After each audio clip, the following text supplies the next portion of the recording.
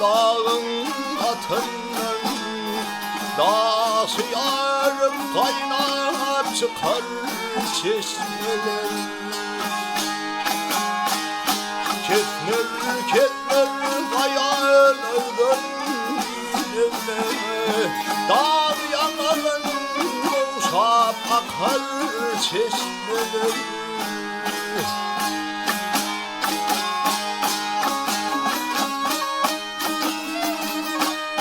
Bahar gelse bastım şeyleri hatam, kenarına yeker bir hatam.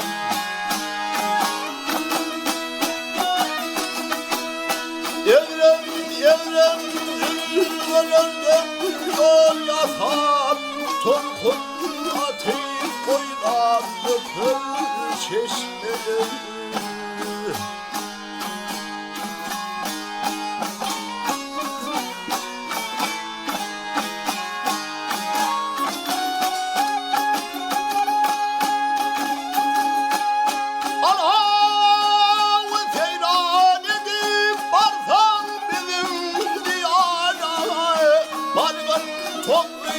Çeşme har bulurlar.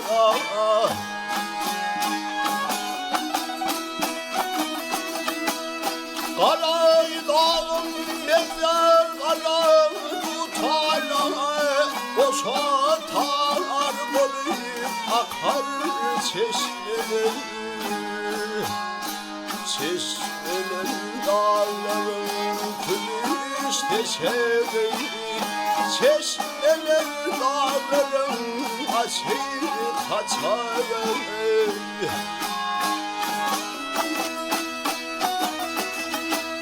Son kaçalar tavnik eden gerçeği, göl başından duvara yakar çeşmeler.